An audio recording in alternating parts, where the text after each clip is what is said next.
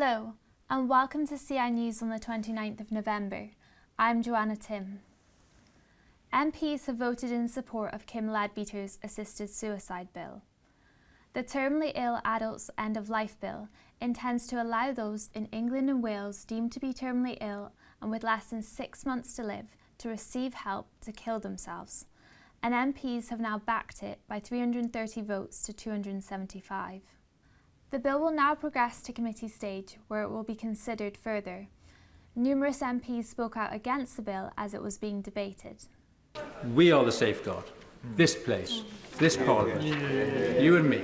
We are the people who protect the most vulnerable in society from harm, and yet we stand on the brink of abandoning that role.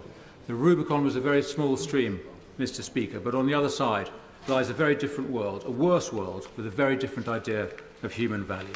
The idea that our individual worth lies in our utility, valuable only for so long as we are useful, not a burden, not a cost, not making a mess. Let's not be the Parliament that authorises that idea. Put simply, Madam Deputy Speaker, we should be helping people to live comfortable, pain-free lives on their own terms before we think about making it easier for them to die.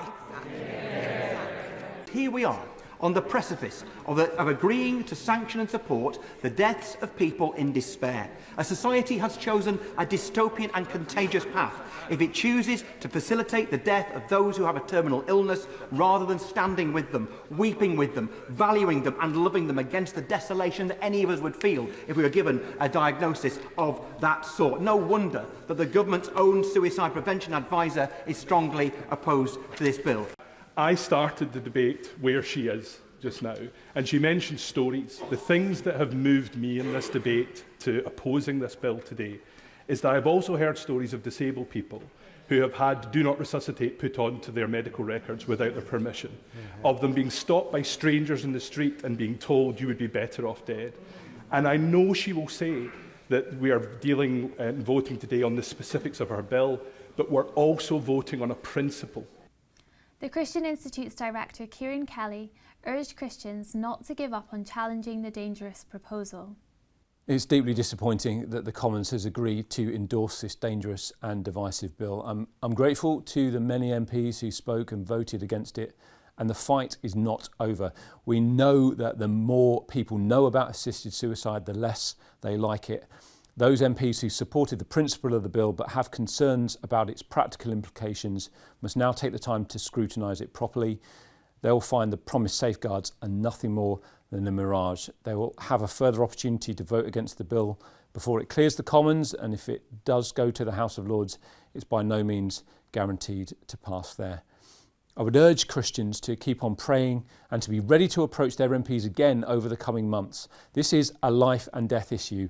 Now is not the time to give up. In other news, online slot stakes are set to be limited in Great Britain, and a £100 million statutory levy placed on the gambling industry in new government measures to tackle the damage done by gambling.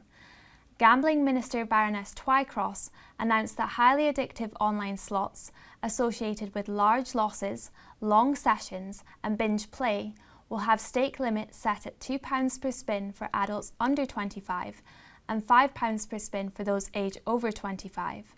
She also said all firms with a Gambling Commission licence will now be required to contribute a percentage of their gross gambling yield to a statutory levy to fund research and tackle gambling harm.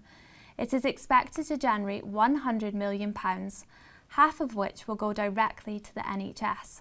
But over £15 billion was raked in by the gambling industry last year, and the estimated cost to society is between £1 and £1.8 billion. After July's general election, Christian Institute Director Kieran Kelly wrote to Culture Secretary Lisa Nandy asking for online stake limits to be reduced to a £2 maximum. He called this week's announcement a big step in the right direction.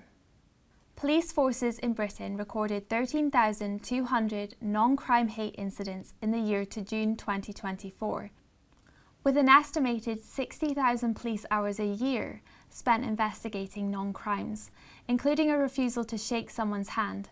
Critics have branded them a waste of police time and called for them to be abolished. And the Supreme Court has been urged to uphold the facts of biological reality rather than the fantasies of legal fiction. Representing campaign group For Women Scotland, Aidan O'Neill KC asked the judges to rule in favour of its appeal against guidance that allows men who identify as women to take women-only positions on company boards. To explore these stories and much more, visit our website christian.org.uk and be sure to subscribe and follow us across our social media channels. Thank you for watching. Have a blessed weekend.